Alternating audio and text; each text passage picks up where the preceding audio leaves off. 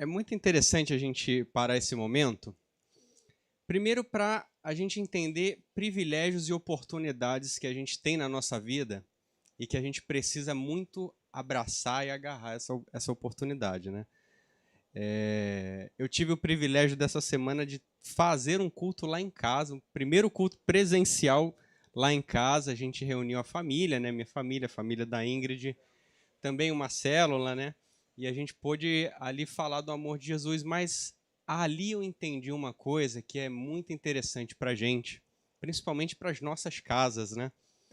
É abrir a porta do evangelho nos nossos lares.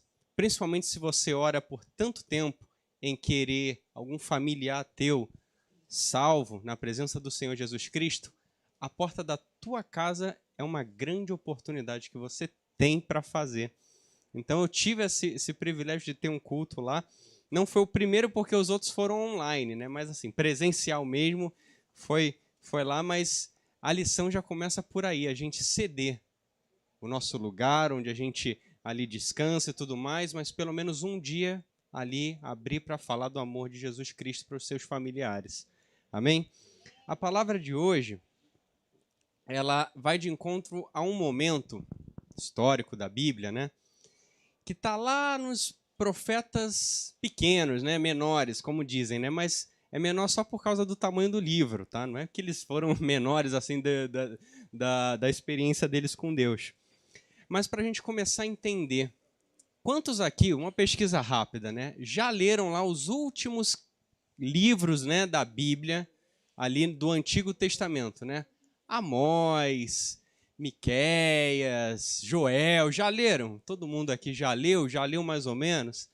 Vocês veem ali que acontecem algumas histórias muito curiosas, principalmente quando a gente vai e lê a história de Oséias, né? O profeta Oséias lá na Bíblia, aquelas ordenanças que o Senhor Deus falou com ele, se casar com uma prostituta, ter filhos ali, e, nossa, uma experiência que a gente fica, meu Deus, como que o Senhor age dessa forma somente para nos revelar?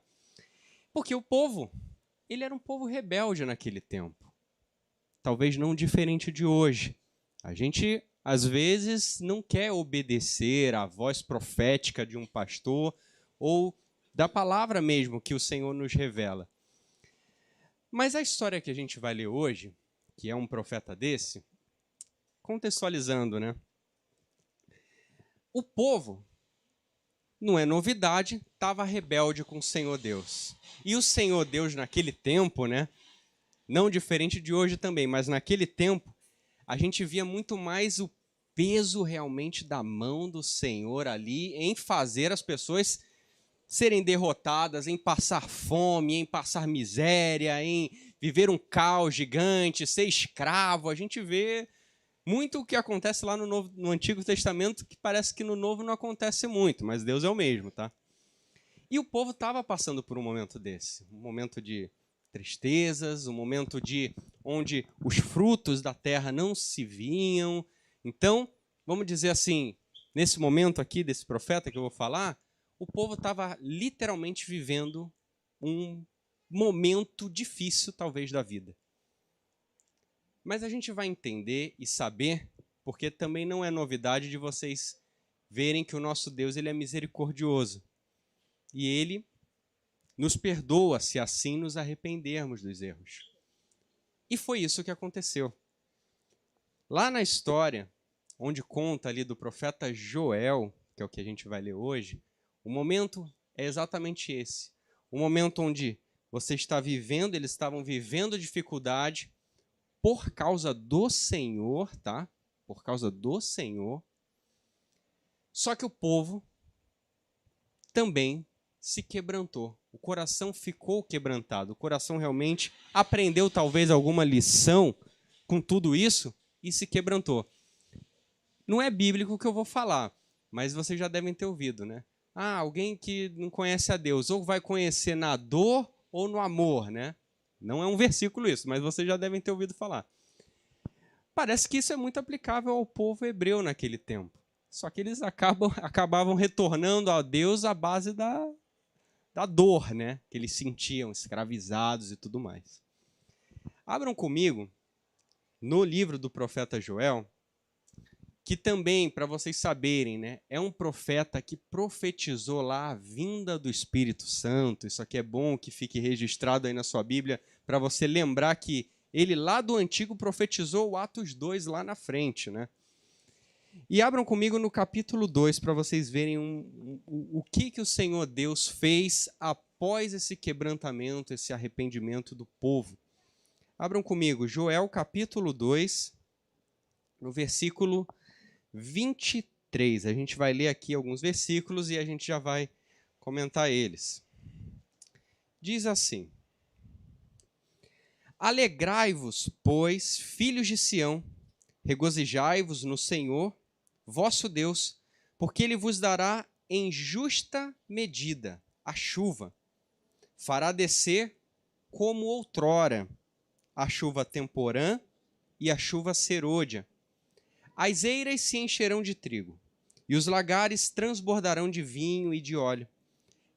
Restituir-vos-ei os anos que foram consumidos pelo gafanhoto migrador, pelo destruidor e pelo cortador. O meu grande exército que enviei contra vós. Comereis abundantemente e vos fartareis, e louvareis o nome do Senhor, vosso Deus, que se ouve maravilhosamente convosco. E o meu povo jamais será envergonhado. Sabereis que estou ao meio de Israel, que eu sou o Senhor, vosso Deus, e não há outro, e o meu povo jamais será envergonhado. Vocês repararam uma coisa interessante aqui? São várias, né? Mas uma delas é: eu fiz contra vós. O próprio Senhor Deus Todo-Poderoso enviou gafanhotos aí que destruíram, né, as plantações, destruíram as coisas. O próprio Deus fazendo isso com o seu povo. Estão reparando? A gente começa a pensar, mas, meu Deus, o Senhor é assim, né?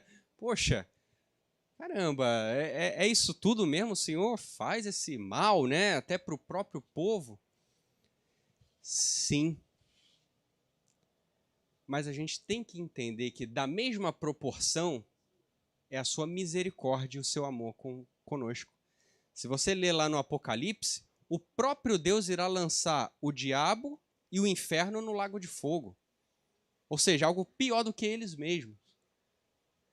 Mas, ao mesmo tempo, a gente vê o Senhor falando: alegrai-vos, porque agora, nesse momento, olha o 23, eu, vosso Deus, vos darei em justa medida a chuva temporã e a chuva serôdia. Vocês estão reparando que quando ele fala justa medida, é o entendimento da gente ver que não é nem pouco, mas também não é nem muito. Porque no pouco, eu posso ficar reclamando com Deus. Poxa, meu Deus, mas está me faltando isso, mas minha família está assim, mas ou seja, eu vou ficar ali, meio que reclamando, igual o povo fazia. E também, se eu ganhar muito, o que vai acontecer? Eu posso começar a ter setas de soberba da minha vida, porque agora eu tenho muito, porque agora eu tenho poder, porque agora eu posso, eu vou, eu isso, eu aquilo, e não dependo mais do Senhor Deus. Mas aí ele coloca aqui exatamente a justa medida. É aquilo que a gente precisa para vivermos bem, para não nos faltar, e também para a gente não sobejar de uma forma que a gente possa mudar alguma coisa no nosso coração. Né? Eu estava conversando com o Ingrid essa semana, né, que alguns parece que é uma receita pronta do inimigo contra nós seres humanos. É dar poder ao homem, né, dar dinheiro, né, ou envolvimento com mulheres, sensualidades e tudo mais. A gente vê muitos reis, muitas pessoas, o próprio rei Davi caiu com isso, o rei Salomão caiu com isso. Então, a justa medida é a base do teu coração. Se você é uma pessoa completamente generosa, você continuará sendo uma pessoa generosa, porque o Senhor dará essa justa medida de acordo com o seu coração. Mas, se nós também tivermos um pouco, talvez, mais de resistência a nos desprender das coisas aqui do mundo, A justa medida virá nessa proporção. Quando a gente lê aqui chuva temporã e chuva serôdia, né? Vocês veem que ele fala exatamente assim, ó. Porque ele vos dará em justa medida a chuva, fará descer como outrora. Ou seja, em algum tempo passado, o Senhor abençoou dessa forma o povo. Com essas chuvas, a chuva para realmente as plantações, para tudo crescer, se desenvolver. Mas o próprio Senhor parou de fazer isso. E agora ele estava voltando a fazer de novo. Por quê? Está vendo como o nosso coração é altos e baixos? Altos e baixos. Ora, a gente está numa dedicação com a igreja, com o ministério, com a palavra, se envolvendo, abençoando pessoas. Mas tem hora que o nosso coração começa a ficar com uma frieza gigante, que a gente não sente mais nem aquela sensibilidade de orar, por exemplo, em casa. Ou mesmo abrir a Bíblia para ler. Mas por que, Natan? Esses altos e baixos? Será que essas medidas elas estão erradas no nosso coração? Hora que falta, eu busco a Deus, mas hora que eu tenho, eu já não busco mais a Deus. Acho que isso não acontece com vocês, né? Nossa, estou trabalhando, estou ganhando dinheiro, estou conquistando isso, conquistando aquilo, e começa a deixar as coisas de Deus aqui para trás. Ou o contrário. Oh, meu Deus, me falta a passagem, me falta o alimento em casa, me falta a ajuda que eu esperava. Ou seja, você também não consegue dar o passo. Mas que, nesse momento, a gente ore e peça a Deus exatamente essa justa medida. O nosso coração ele não pode ter essa ambição de a gente querer mais do que a gente precisa. Eu lembro na escola bíblica que volta e meia eu fazia essa pergunta. Quantos de vocês podem abrir o armário de vocês e verem que vocês têm mais roupas do que vocês precisam? Eu faço isso diariamente comigo. E abre a sapateira lá, você vê que você tem mais sapatos do que aqueles que você usa com mais frequência do que você precisa. Estão entendendo? Então, examinem o coração e vejam se nessas frentes da sua vida você realmente tem a justa medida do Senhor, para que você possa realmente se desprender daquilo que tem a mais e que você também possa clamar ao Senhor exatamente o que você precisa. Eu não estou falando aqui de sobrevivência, tá? Porque o Senhor sabe das nossas necessidades antes mesmo da gente pedir. Mas Ele sabe também a forma que a gente consegue viver bem, abençoando as pessoas, abençoando a igreja, abençoando a família, de acordo com o coração de cada um de vocês. Então, nesse momento, reflitam e peçam a Deus exatamente isso. Essa ambição que você tem, se ela pode te levar para um lugar de falha, de queda, peça ao Senhor a revelação disso, para o teu coração mesmo não ser manipulado pelas coisas do mundo. E principalmente, para que você se tire, desvincule essas raízes que te prendam aqui na terra. Amém? Amém? Agora vocês vão ter um dever de casa, né?